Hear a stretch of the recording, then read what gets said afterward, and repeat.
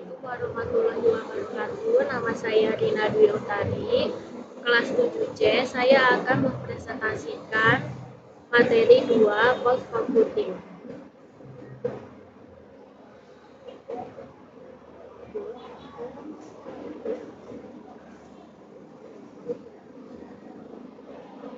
Cloud computing itu sendiri adalah suatu model komputasi di mana sumber daya seperti prosesor, storage, network, dan software menjadi abstrak dan diberikan sebagai layanan di jaringan atau internet dengan menggunakan pola akses remote. Ketersediaan on demand sesuai kebutuhan, mudah untuk dikontrol, dinamik dan skalabilitas yang hampir tanpa batas adalah beberapa atribut penting dari cloud computing. Cloud computing itu ada dua. Yang pertama, model layanan cloud computing.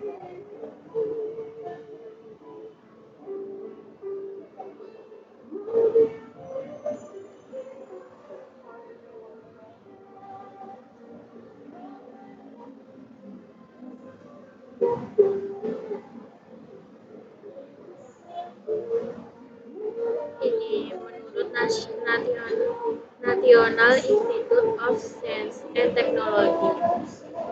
Ini aspek-aspek standar cloud. Ada dua model pembayaran cloud computing. Yang pertama, berlangganan. Model pembayaran ini biasanya pengguna akan membayar secara periodik, bisa bulanan maupun tahunan. Yang kedua, pay per use. Model pembayar ini menguntungkan pengguna karena pengguna hanya membayar sesuai dengan layanan yang didapat atau sesuai kebutuhan. Model layanan ada 3 model lagi. Model layanannya. Yang pertama, software as a service (SaaS). SaaS merupakan perkembangan lanjutan dari konsep application service provider atau ASP. SaaS memiliki keterbatasan dalam pemanfaatan fitur aplikasi karena multi-tenant, maka fitur-fitur biasanya bersifat umum. SaaS biasanya menyediakan fungsi untuk penyelesaian masalah, misalnya untuk business intelligence, web, conference, email, dan lain-lain. Pengguna dapat langsung menggunakan berbagai fitur yang disesuaikan oleh provider, misalkan Google dengan Google Apps-nya. Konsep SaaS ini masih terkendala pada pelanggan yang belum mendapatkan kendali penuh atas aplikasi yang disewa pelanggan. Selain itu, hanya fitur-fitur aplikasi yang telah disediakan oleh penyedia dapat disewa oleh pelanggan.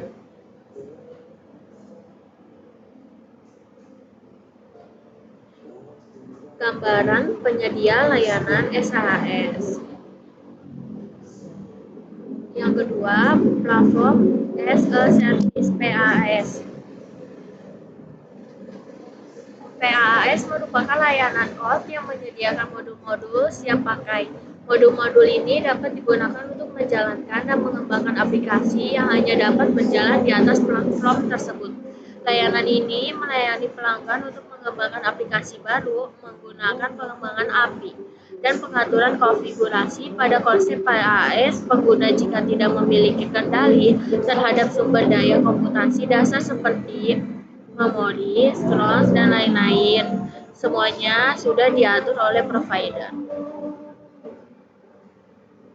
Yang ketiga, infrastruktur as a service. IaaS merupakan layanan yang memberikan fasilitas sewa bagi pengguna untuk menjalankan aplikasi yang diinginkan. Pada konsep IaaS, pengguna dapat menyewa sumber daya komputasi dasar seperti processing power, memori, OS, dan lain-lain. IaaS memungkinkan pengguna melakukan penambahan atau pengurangan kapasitas dengan mudah. IaaS menyediakan virtual machine dan hardware lainnya, serta sistem operasi yang dapat dikontrol melalui pelayanan APL. Ini gambaran penyedia layanan IaaS. Jenis cloud itu ada 4. Private cloud. Layanan ini memiliki infrastruktur layanan cloud yang dioperasikan hanya untuk sebuah perusahaan tertentu yang membutuhkan privatisasi data. Pengguna pelayanan ini biasanya berskala besar. Infrastruktur dapat dikelola sendiri atau campur tangan pihak lain atau stockholder. Yang kedua, community cloud. Layanan ini merupakan pengembangan dari layanan private cloud. Pengelolaannya juga dapat ditangani sendiri maupun pihak lain atau stakeholder. Namun perbedaannya adalah layanan ini lebih menyajikan infrastruktur cloud untuk beberapa organisasi yang memiliki kepentingan yang sama, misalkan dari segi keamanan maupun visi misi yang akan dicapai. Yang ketiga, public cloud. Layanan ini lebih bersifat luas atau publik umum dan dapat juga digunakan oleh grup perusahaan atau industri besar. Layanan ini disediakan oleh provider. Yang keempat, hybrid cloud. Layanan ini merupakan gabungan dari dua atau lebih infrastruktur cloud atau privat, publik, dan community. Meskipun secara entitas tetap berdiri masing-masing, namun ternyata dapat yaitu dihubungkan oleh suatu mekanisme yang memungkinkan portabilitas data dan aplikasi antar cloud. Karakteristik cloud ada 5. Yang pertama, on-demand self-service. Pengguna dapat memesan dan mengelola layanan tanpa interaksi manusia. Dengan penyedia layanan, interaksi dapat dilakukan dengan menggunakan portal web, pengadaan dan perlengkapan layanan, serta sumber daya yang terkait terjadi secara otomatis pada provider cloud. Yang kedua, broad network access. Layanan yang tersedia terhubung melalui jaringan broadband. Hal ini berguna untuk dapat mengakses call dengan baik melalui internet. Yang ketiga, resolution calling. Provider cloud memberikan layanan melalui sumber daya yang dikelompokkan pada satu atau lebih lokasi yang terdiri dari jumlah server multi-tenant, yaitu mekanisme yang menggunakan sumber daya komputasi digunakan secara bersama-sama oleh banyak pengguna. Kebutuhan pengguna dapat secara dinamis terpenuhi oleh provider. Yang keempat, rapid elasticity. Pengguna dapat membeli fasilitas call dengan jumlah tak terbatas dan dapat dibeli kapanpun diinginkan. Kapasitas komputasi yang disediakan pun dapat dengan mudah dan cepat disediakan, baik untuk penambahan maupun pengurangan kapasitas. Yang kelima, measure service. Pengguna dapat mengetahui besar sumber daya komputasi apa saja telah digunakan secara transparan dengan suatu ukuran atau parameter, misalkan stroke, memori, prosesor, bandwidth, aktivitas pengguna, dan sebagainya, sehingga pengguna tidak akan rugi oleh penyedia.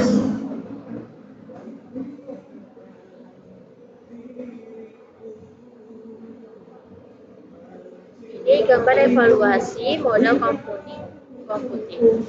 Komponen cloud computing. Komponen dasar cloud computing itu ada 3, yaitu client. Client dapat berupa laptop, PC, mobile phone, PDA, dan sebagainya. Yang kedua, data center dapat berupa hardware yang merupakan kumpulan server di sebuah gedung dan juga software yang merupakan virtualisasi server. Yang ketiga, distributed server merupakan server yang tersebar di beberapa lokasi.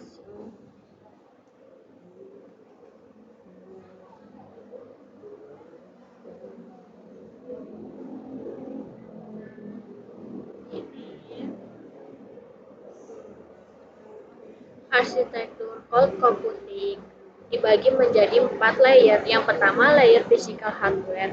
Layer ini merupakan perangkat fisik data center yang divirtualisasi untuk memberikan platform fleksibel untuk meningkatkan utilisasi resource. Layer virtualization. Layer ini terdiri dari virtual server, virtual storage, dan virtual network. Yang ketiga, layer manajemen. Layer ini terdiri dari dynamics provisioning, dynamic scheduling, self-service, content monitoring, dan SLA capacity planning. Yang keempat, layer work length. Layer ini terdiri dari innovation enablement, software development, virtual classroom, web 2.0, data intensive processing, dan scalable transaction processing. Kelebihan cloud computing itu sendiri, yang pertama, hemat biaya.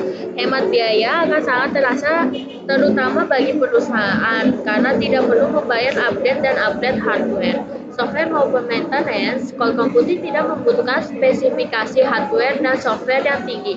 Software untuk perkantoran juga biasanya akan lebih mudah atau lebih murah, bahkan gratis, dan jika berbayar pun maka akan tetap diuntungkan karena hanya cukup menginstal satu saja pada cloud.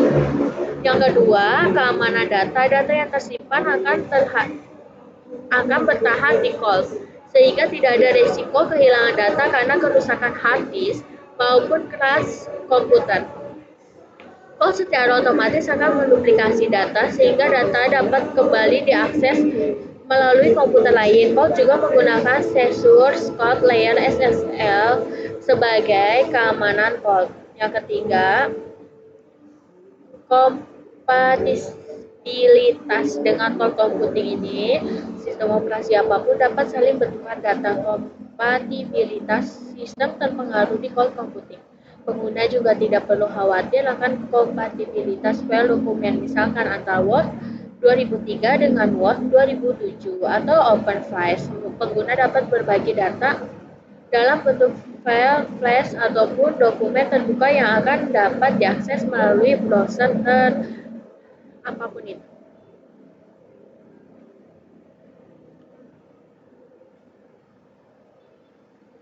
Yang keempat, kinerja lebih baik. Kinerja komputer akan terasa lebih cepat karena tidak seperti PC desktop yang menjalankan banyak software, sehingga sumber daya yang digunakan tidak membebani komputer. Yang kelima, kolaborasi lebih mudah. Pengguna akan dimudahkan dalam bentukan data antar komputer satu dengan satu yang lainnya. Jarak tidak lagi menjadi masalah, misalkan bentukan data dengan relasi di luar kota, bahkan di luar negeri. Yang keenam, kemudahan mengakses dokumen pribadi. Pengguna dapat mengakses dokumen pribadinya dari komputer manapun selama terhubung ke internet dan dokumen tersimpan di cloud. Pengguna cukup login menggunakan username dan password. Yang ketujuh, kemudahan update dan upgrade software. Pengguna tidak perlu disibukkan lagi dalam update dan upgrade software karena provider cloud biasanya sudah memberikan layanan update dan upgrade software secara otomatis. Ketika pengguna mengakses login, maka pengguna langsung mendapat versi terbaru tanpa harus membayar biaya update tersebut. Adapun kendala cloud computing yaitu service level. Terdapat kemungkinan provider cloud tidak ada konsisten dengan kinerja aplikasi yang ditawarkan. Pengguna pun harus memahami service level menggunakan transaction response time, data protection, dan kecepatan data recovery. Hal ini tentunya bagi pengguna menjadi kurang efektif dan efisien. Yang kedua, privasi. Kerahasiaan data kemungkinan akan jatuh ke pihak lain karena perusahaan lain juga melakukan hosting. Hal ini dapat terjadi tanpa sepengetahuan pengguna. Seorang hacker dapat memanfaatkan kelemahan melalui perusahaan lain yang memiliki hosting sama dengan perusahaan pengguna. Kerahasiaan data perusahaan data juga berpeluang untuk dilihat oleh penyediaan ISP. Penyediaan layanan ISP. Hal ini dikarenakan provider memiliki akses yang sangat tinggi terhadap jaringan yang disediakan. Yang ketiga, data ownership. Terdapat risiko kehilangan kepemilikan data karena kemungkinan data akan hilang apabila terjadi pemutusan pelayanan. Selain itu, apabila server utama rusak dan data tidak di-backup, maka pengguna akan kehilangan semua datanya. Pengguna juga dikhawatirkan dengan hilangnya privasi karena provider juga berhak atas kepemilikan data pengguna. Hal ini tentunya sangat merugikan pengguna yang ingin mengakhiri kontrak dengan provider. Yang keempat, data mobility. Terdapat kemungkinan berbagai data antar cloud service. Pengguna juga dibingungkan dengan bagaimana cara mendapatkan datanya kembali jika sesuatu saat melakukan pemutusan layanan cloud. Apabila data tidak dikembalikan oleh provider, maka data akan jatuh ke pihak lain. Yang kelima, internet connection. Dalam mengakses cloud diperlukan koneksi internet. Tanpa internet, maka pengguna tidak bisa berkutik. Koneksi internet yang dibutuhkan pun haruslah yang stabil dan tinggi. Jika koneksinya rendah, maka aplikasi dan dokumen yang berukuran besar tidak dapat diolah dikarenakan web application membutuhkan banyak bandwidth untuk download. Selain itu, layanan internet khususnya di Indonesia belum optimal dalam penyediaan bandwidth. Penyedia layanan internet ke daerah-daerah dan juga harga layanan yang masih mahal. Yang kedua, Ubuntu Interface Call. Pengertian UES merupakan tipe dari cloud computing yang termasuk ke dalam jenis private cloud. UES adalah suatu aplikasi stop dari Honokial yang termasuk dalam edisi Ubuntu Server. Comunical adalah salah satu perusahaan software yang menyediakan aplikasi yang mendukung untuk membuat cloud. UES menggunakan Eucalyptus bersama sejumlah software open source lainnya. Ini arsitektur, ini gambar arsitektur UE1.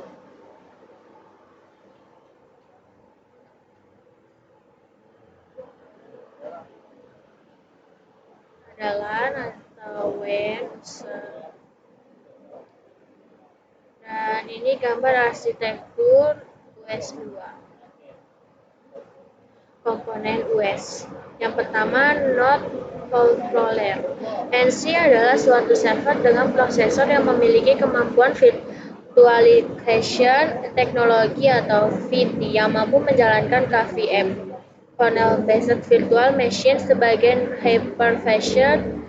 US VM yang dijalankan pada hypervisor dan dikontrol oleh US biasanya disebut sebagai instance. NC berinteraksi dengan sistem operasi dan hypervisor yang berjalan di node. NC juga berinteraksi dengan sisi. NC akan menyatakan sistem operasi yang berjalan di node untuk mengetahui sumber daya fisik yang digunakan node, yaitu seperti core, memori, besar memori, ketersediaan disk space, dan juga mengecek status dari VM. Instance yang berjalan di node dan memberikan informasi tersebut ke sisi. Fungsinya, satu, mengumpulkan data yang terkait dengan ketersediaan dan pengguna sumber daya di node dan melaporkan ke sisi.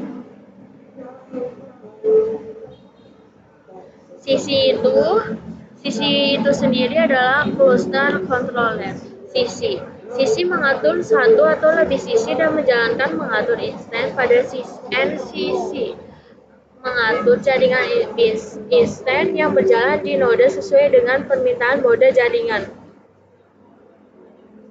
Dari Eucalyptus, sisi berkomunikasi dengan CLC dan banyak NC. Fungsinya yang pertama, menerima permintaan CLC untuk menjalankan instance. Yang kedua, memutuskan NC mana yang akan digunakan untuk menjalankan instance. Yang ketiga, mengatur ketersediaan virtual network untuk instance. Yang keempat, mengumpulkan informasi tentang NC yang terdaftar pada sisi dan melaporkan ke CLC.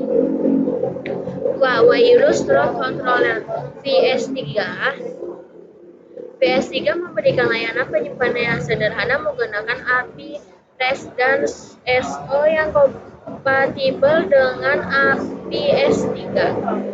Fungsinya menyimpan master image dan snapshot, menyimpan dan memberikan layanan file menggunakan API S3. Itu yang fungsi yang kedua. Slot Controller atau SC menyediakan block slot yang digunakan oleh instansi. Layanan ini mirip dengan layanan Elastic Block Slot atau IBS dari Amazon Web Service (AWS). Fungsi yang pertama, membuat device IBS dan snapshot untuk volume. Yang kedua, memberikan layanan block store melalui protokol AOE atau CSE ke instansi.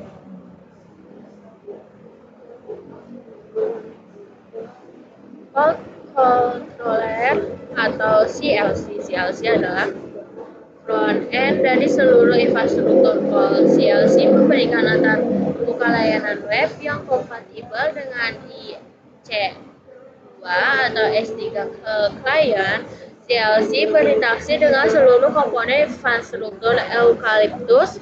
CLC mengetahui ketersediaan dan pengguna sumber daya di port maupun status call. Fungsi itu tersendiri yaitu pertama, mengawasi ketersediaan sumber daya sebagai komponen infrastruktur call termasuk hypervisor pada NC yang digunakan untuk manajemen instan dan CC untuk mengatur node hypervisor. Yang kedua, arbitrasi sumber daya untuk menentukan cluster yang digunakan instan.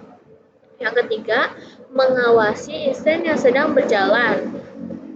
223 topologi mesin fisik EOS. US 1 mesin fisik, mesinnya mesin A CLC atau virus, CC SC atau NC. Minimal 2 mesin fisik, mesin A CLC virus, CC SC fast interface user, yang mesin B NC atau VM hosting. Mesin A CLC interface user, mesin B walrus interface user, mesin C CC atau SC atau backend, mesin D NC atau VM hosting, lainnya NC VM hosting. Minimal 5 mesin fisik, mesin A CLC virus interface user, mesin B CC1 atau SC1 backend, mesin C NC1 VM hosting, mesin D CC2 atau SC2 backend, mesin E NC VM hosting, lainnya CC SC NC CC SC NC CC SC NC. Setup US. Setup yang digunakan adalah contoh setup minimal di CC dan NC dapat diinstal dalam 1 mesin.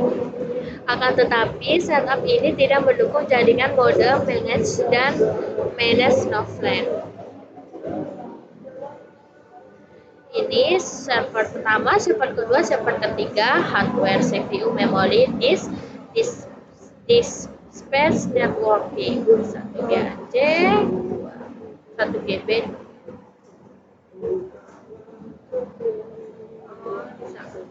CPU 1 GHz, 2 GHz, server 2 minimum, FTSM yang disarankan FT 64 bit atau multi-cam.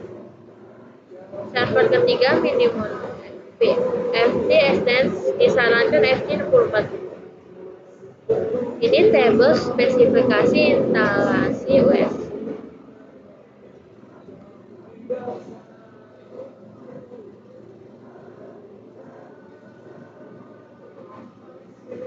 Sama ini juga ya tabelnya. Penjelasannya, gateway pada server 2 diset ke IPCC yaitu 192.168.20.1. Hal ini memungkinkan server 2 terhubung ke jaringan enterprise melalui server 1. Server 1 yang kedua, server 1 adalah 64 bit server dan server 2 adalah 64 bit server dengan FT enabled. Jaringan enterprise menggunakan kelas private network 192.168.10.0 atau 255.255.255.0. Yang keempat, IP address yang dialokasikan untuk instant call adalah IP address publik 192.168.10.200 sampai 192.168.10.220 atau range enterprise. Yang kelima, default name cluster atau cluster 1. Yang keenam, komponen OS akan menggunakan klasi private network untuk interkoneksi 192.168.20.0 atau 255.255.255.0. Eukaliptus. Pengertian eukaliptus itu sendiri, elastis Unity computing architecture for linking your program to useful system. Eukaliptus adalah platform software untuk implementasi cloud computing private di kelas komputer. Ada dua edisi Eukaliptus, yaitu Enterprise dan Open Source. Saat ini Eukaliptus hanya mengekspor antarumuka yang kompatibel dengan layanan Amazon EC2 dan S3. Pengembangan Eukaliptus disponsori oleh Eukaliptus System,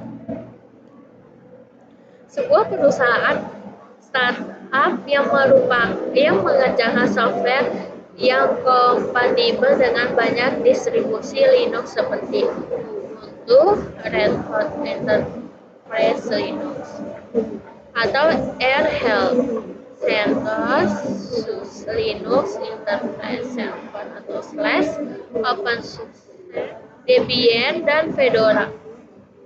Eukaliptus juga bisa menggunakan berbagai teknologi virtualisasi seperti VMware, Xen, dan KVM Hyper-V untuk mengimplementasikan aplikasi cloud yang ada dua. Eukaliptus merupakan metode IaaS untuk cloud privat dan cloud hybrid.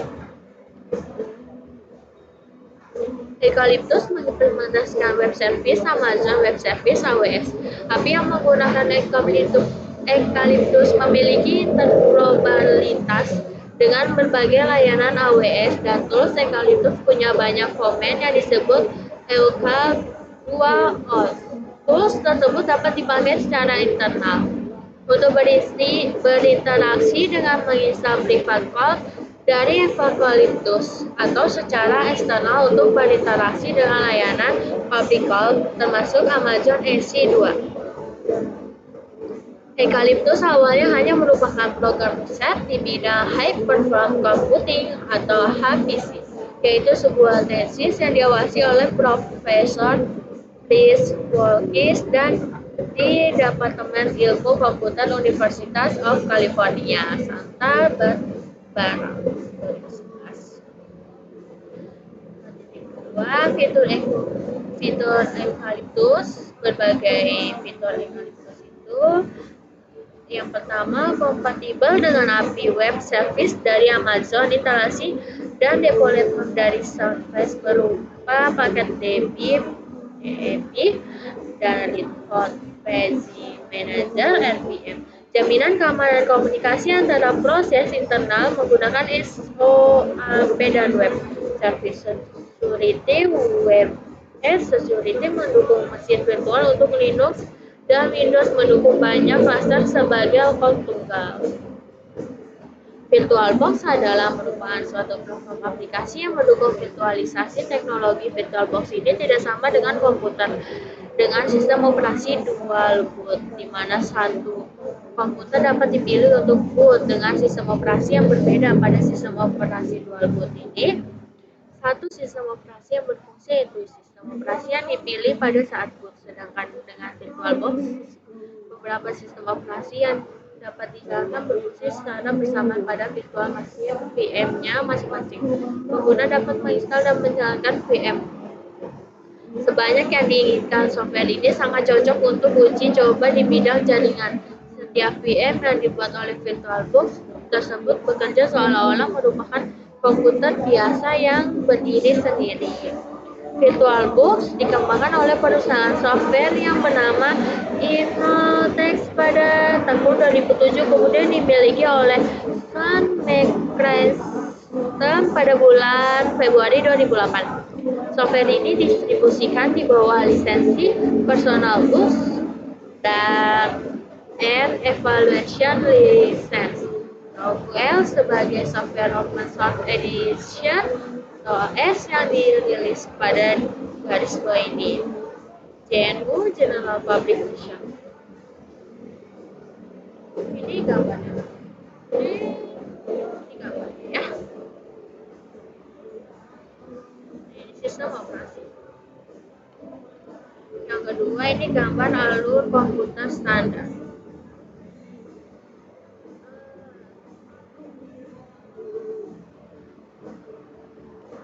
Virtual VM, virtual machine VM ada komputer semu yang dibuat dengan software VirtualBox. Komputer-komputer semu ini hanya dapat dijalankan pada komputer di mana software VirtualBox telah berinstalasi. Struktur VM tak berbeda dengan struktur fisikal komputer, hanya komponen-komponen yang dimilikinya semua dalam bentuk semu seperti virtual CPU, virtual memory, virtual drive, dan virtual network. Setiap VM yang dibuat disimpan sebagai file-file biasa pada komputer host hingga VM tersebut mudah dipindahkan ke komputer lain, atau VM duplikat atau clone dapat dibuat dengan menyalin kopi file-file VM tersebut. Ini gambar virtual komputer, ini gambar komputer virtualisasi. Karakteristik VirtualBox. Karakteristik VirtualBox itu ada 9. Dapat menjalankan OS secara bersamaan, dapat menjalankan lebih dari OS sekaligus secara bersamaan. OS VM dapat OS VM tersebut pada VirtualBox memiliki spesifikasi sistem yang sama dengan OS pada PC yang sebenarnya. Yang kedua, mudah dalam berinstalasi software.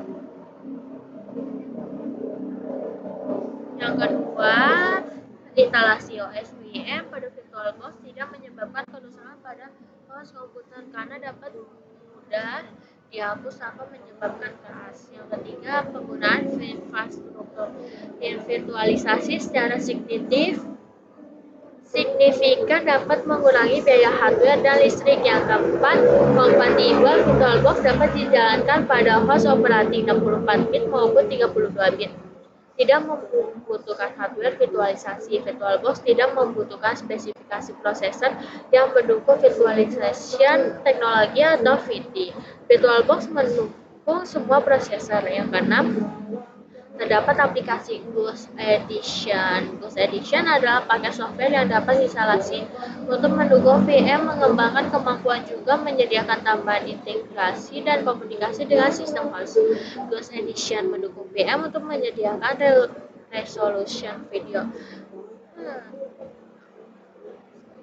Mendukung USB device VirtualBox. Virtual USB controller yang mendukung terhubung USB device ke VM tanpa harus menginstal driver tertentu pada host. Dukungan USB tidak terbatas pada kategori device tertentu. Yang ke-8, resolusi multiscreen. VM VirtualBox mendukung resolusi screen lebih banyak physical screen. Yang ke-9, dapat box PXE, Freeboot Exception Environment Network. VirtualBox Network Cards mendukung penuh remote voting melalui PXS, CNVRAL. Langkah-langkah pembuatan VM yaitu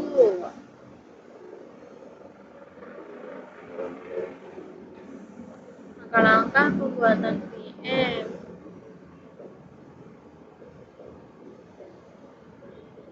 Ini yang pertama, masuk ke halaman baru ya. Klik VM, konfigurasi nama mesin OS dan versinya. Di sini kita nulis konfigurasi lokasi file dan ukuran filenya. Di sini konfigurasi lokasi dan ukuran file.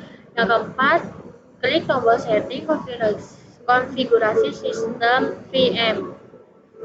Yang kelima, konfigurasi VM. Setelah itu klik OK.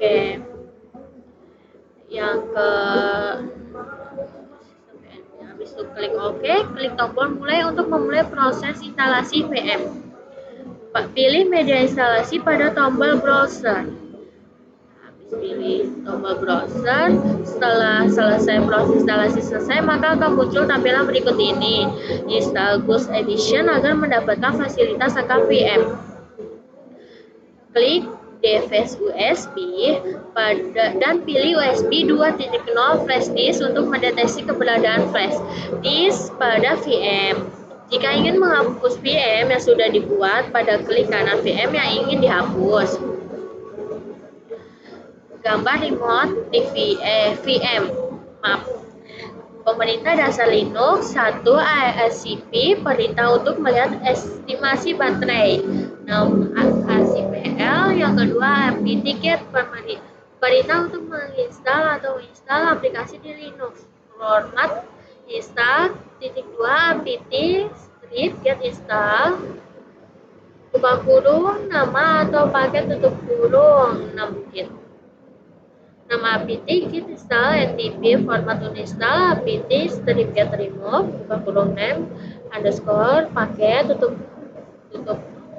kurung 6 apt-get remove ntp.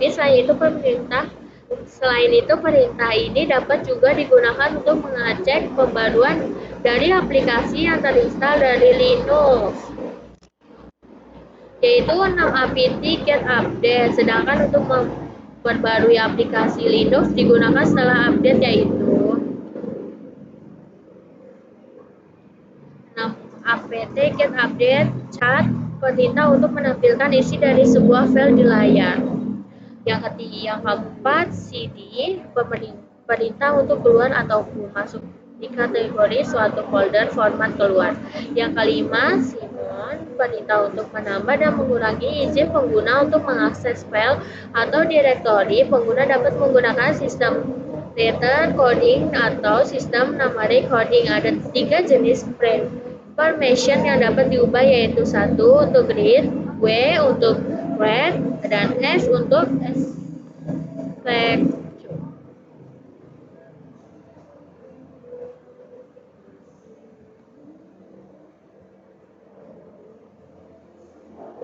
Ini lanjut. Sedangkan untuk grup perintahnya itu, sedangkan untuk mencabut izin-izin tersebut menggunakan perintah. Permission untuk user, grup, dan order ditentukan dengan menggunakan kombinasi angka-angka 4, 2, dan 1, di mana 4 read, 2 write, dan 1 execute. Misalkan untuk memberikan izin baca, 2 itu tulis, dan eksekusi itu 1 file coba 2 kepada owner. Perintah adalah 6 chmod 700 coba. Yang keenam clear perintah untuk menghapus membersihkan layar. cp perintah untuk menghapus dan menyalin atau copy. Misalkan untuk menyalin file 1 menjadi file 2. Format sama dengan cp tanda kurung file 1 dan tutup kurung tanda kurung file 2 tutup kurung. Yang ke-8 ctrl-c perintah untuk keluar dari suatu perintah, misalkan ingin menghentikan pick. Yang 9 ctrl-h perintah untuk memunculkan file hidden. Yang 10 det perintah untuk melihat tanggal dan waktu sekarang. Yang ke-9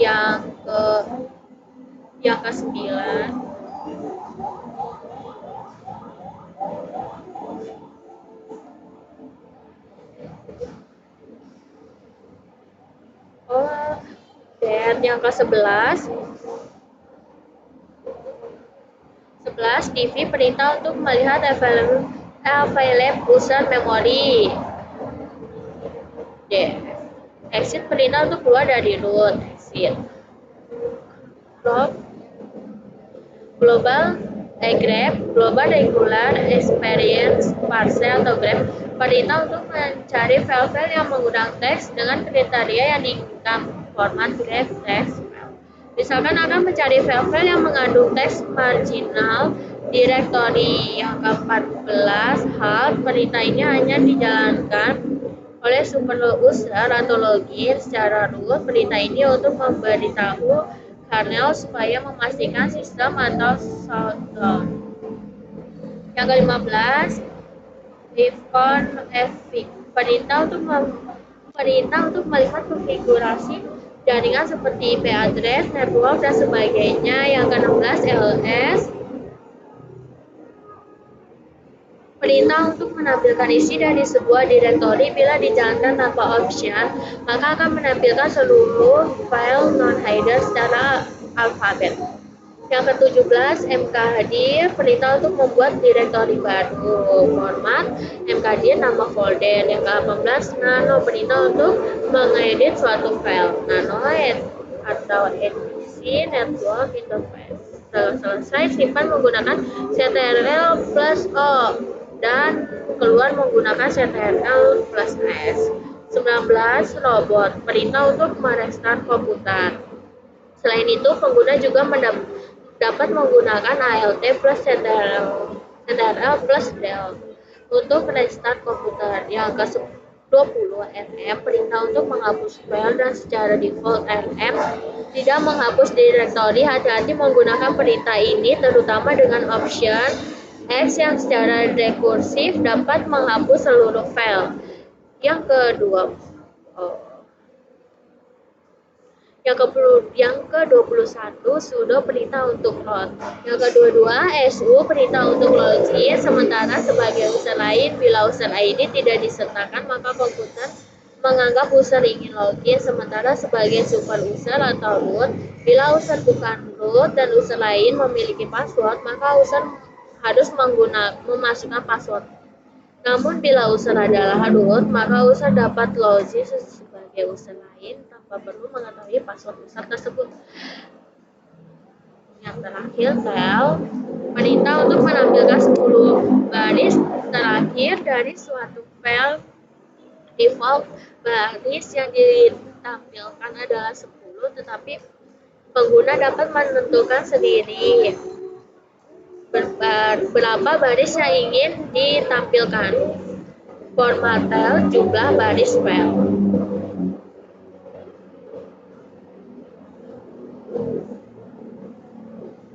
Cukup sekian dari saya. Assalamualaikum warahmatullahi wabarakatuh.